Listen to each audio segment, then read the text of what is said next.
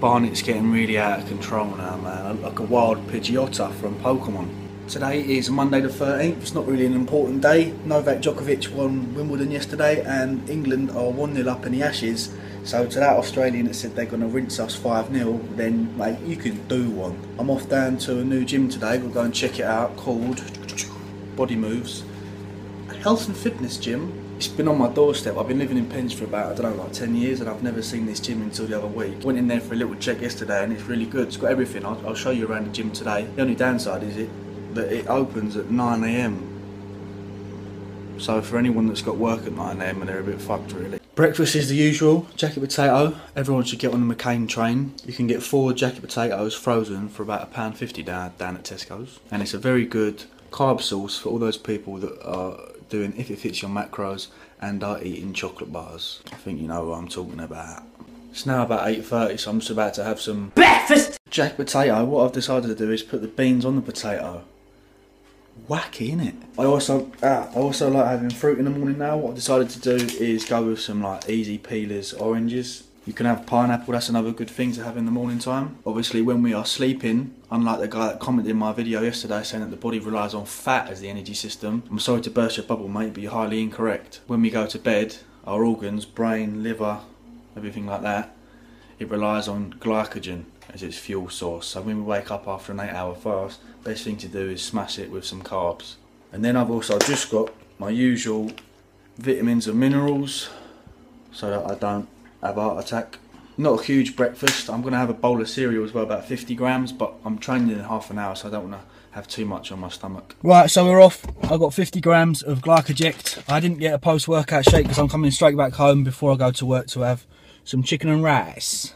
I'm buzzing to see this new gym. I get bored quite easily with gyms, so it's always nice to change it up a little bit. More so doubly buzzing because the girls finally started watching my YouTube. I don't get many women subscribers or watchers. I think it's more male orientated. But she's Scottish, got tattoos, she lifts, and she hates David Cameron. So I think I'm going to marry her. I'm only joking.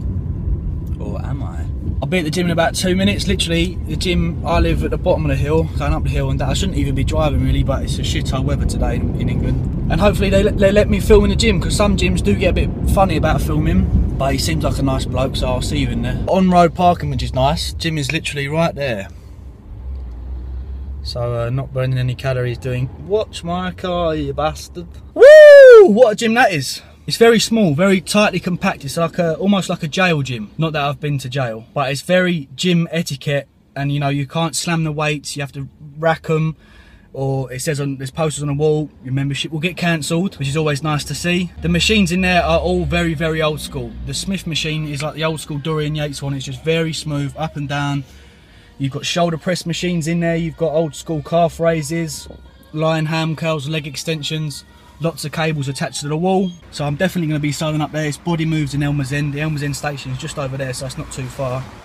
I've got the usual thing that you get when you go into a new gym. You get a few funny looks. Oh, there's the new boy. Best thing to do is keep your head down, don't bang your weight so you don't piss off any of the old punters. But yeah, off home now to get a post-workout meal in before I go to work. Look at that, repping the old school Arsenal, 1971.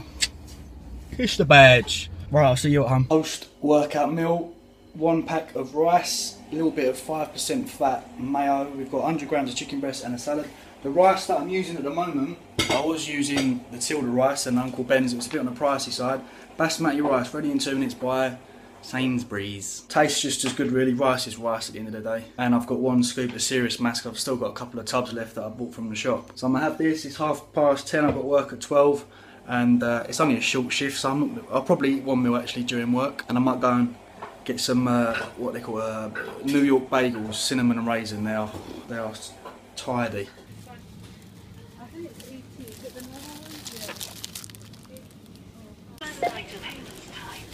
Hey, these are what I'm talking about. These are good if anyone who works like an office or behind a desk or anything like that and needs quick calories.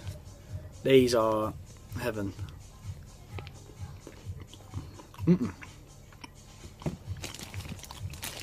Bait. Oh, fuck off.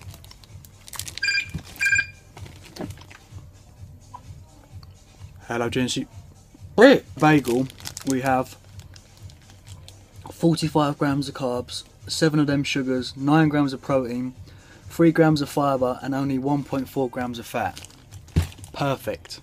Okay, 8:30 in the evening, second session of the day is chest. I'm just going down to my old gym, West Wickham Pump Room. I just had 100 grams of Frosties pre-workout. I'm still continually getting emails from people that are like starting a bulking phase and they still don't understand, you know, the generic how to bulk or what to be eating. I've done quite a few videos on you know, different carbohydrate sources to be using and things like that. Now I'm a fan of keeping my fats low when I'm on a bulk. In my opinion, fat's put on fat. My current macros are 800 to 1,000 grams of carbs a day.